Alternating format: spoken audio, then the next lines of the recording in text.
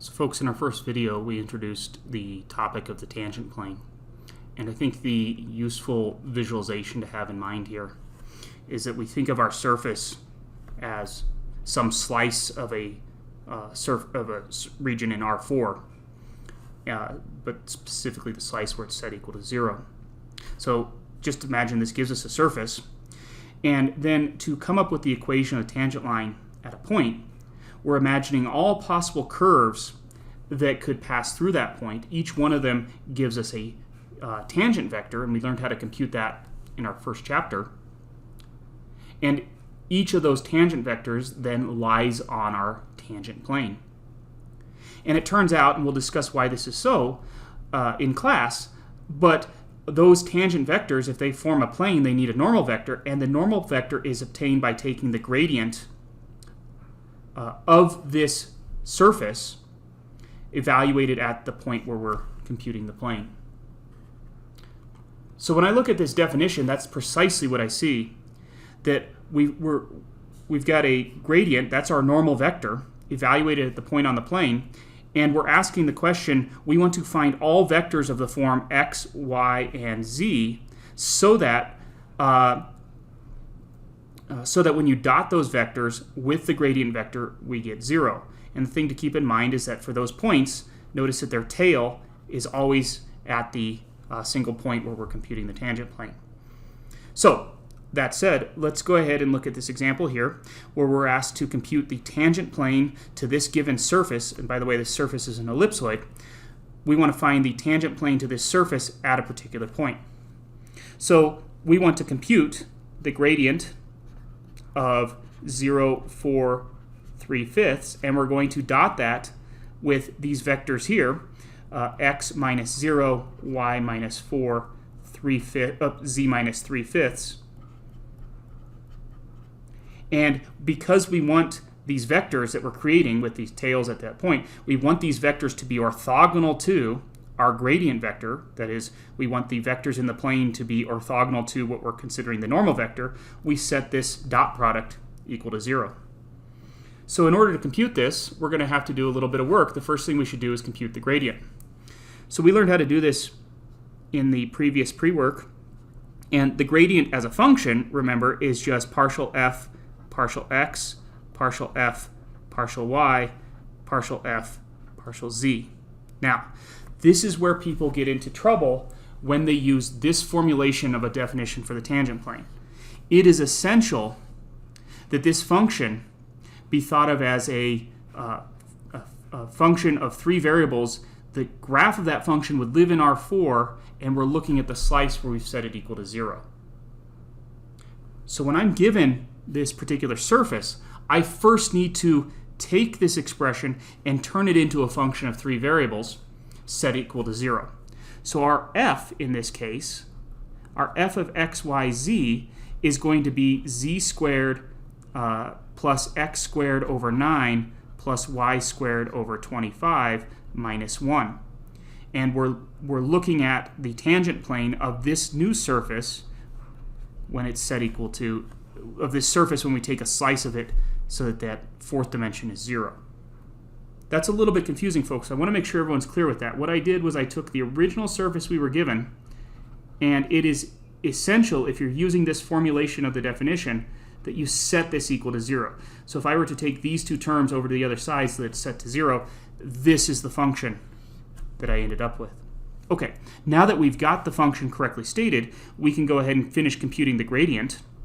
And so the gradient in this case would be 2x over 9, 2y over 25, and 2z. You can see that if I started trying to do something with this original expression, I would not accurately compute the gradient.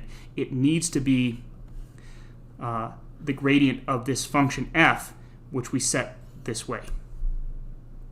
So now that I've got the gradient, we can evaluate the gradient at a point. So partial f of the ordered pair, or excuse me, the ordered triplet, 0, 4, 3/5, that would be 2 times 0 over 9, comma, 2 times 4 over 25, comma, and 2 times 3 over 5. So there's our gradient. And then what we want to do is to give the equation of the tangent plane, we take the gradient at that point, which I need you to equate to the normal vector of this plane. So there's the normal vector of this plane, and we simply dot it with these vectors here. So we've got this simplified to be the vector 0, 8/25, 6/5. That's our normal vector, and we're dotting it with x minus 0, y minus 4, z minus 3/5. And we're setting that, we're forcing that dot product to be 0 so that we get vectors that are orthogonal to our normal vector whose tails are at that point in the plane.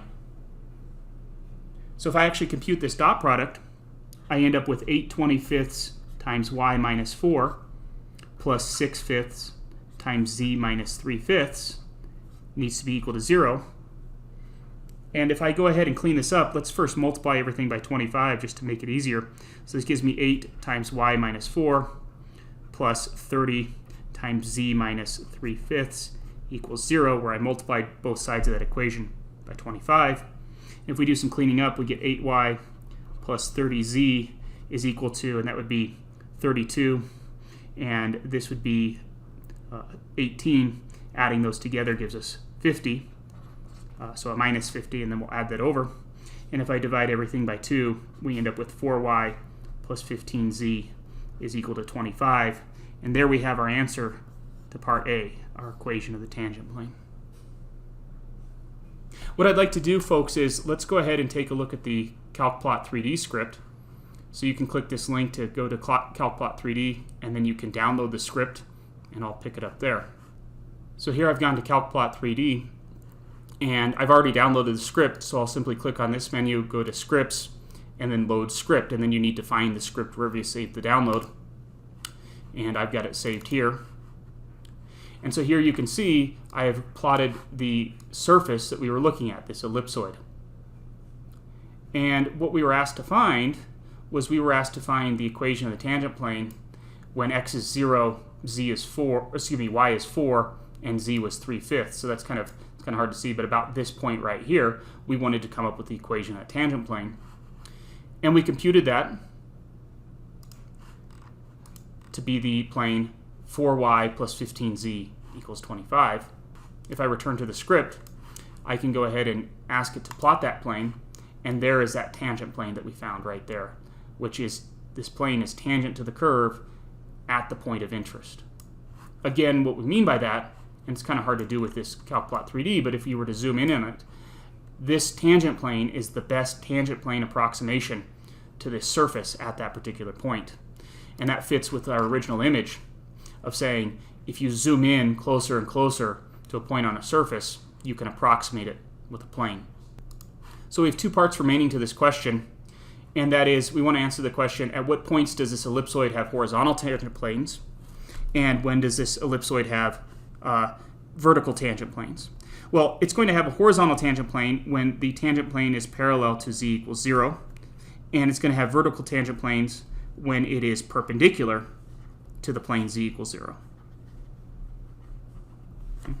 Let me just explain what I mean by that. If we go back and we look at our surface in CalcPlot 3D, we want to know where does this have tangent planes that are horizontal to the plane z equals 0. And we already have a suspicion. We think it should be at the top and at the bottom. But let's look at how we'd actually compute that. So for a horizontal tangent plane, we need the normal vector of the tangent plane to be parallel to the normal vector of the plane z equals 0. And the normal vector of the plane z equals 0 looks like 0, 0, c. Okay? What I'm saying here is here's the plane where z is equal to 0. So here's x, here's y. And normal vector needs to look like 0 in the x component, 0 in the y component, and then some number in the z component. So what we can do is we know that we obtain our normal vector by the gradient, which is equal to partial f partial x, partial f partial y, and partial f partial z. So we know that for this to have a horizontal tangent plane, we need partial f partial z to equal 0. Excuse me, partial f partial x to equal 0. And as I recall, that was the equation 2x over 9 needs to equal 0. So that happens when x equals 0.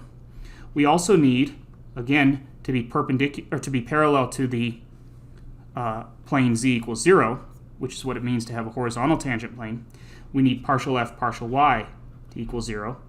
And I believe that was 2y over 25 needs to equal 0. And again, that happens when that coordinate is 0. Then, once we know two coordinates on a surface, we can find the missing third coordinate if we're in 3 space. And so if we go back to our original equation of the surface, that was x squared over 9 plus y squared over 25 needs to equal 1 minus z squared. And if we plug in 0 for x and 0 for y, what we have is 0 needs to equal 1 minus z squared. So that means z has to equal plus or minus 1. So where do we have horizontal tangent planes? We have horizontal tangent planes at the points 0, 0, 1 and 0, 0, negative 1. We have horizontal tangent planes. The last question is, where do we have vertical tangent planes? And we said that we're going to have vertical tangent planes when our tangent plane is perpendicular to the plane z equals 0. So for a plane to be perpendicular to z equals 0, it needs to have a normal vector that's perpendicular to this same vector right here. So for vertical tangent planes, we need n to be perpendicular to the vector 0, 0, c. Well, because two of these components are 0, if you think about how you compute a dot product to show that something's perpendicular, regardless of what you take for your normal vector, a, b, let's not do c, let's call it n1, n2, n3 for those 3 components for that normal vector. If I dot that with the normal vector for the plane z equals 0 and force that to be 0, that only happens if n3 times c is equal to 0. Those other 2 components would automatically be 0.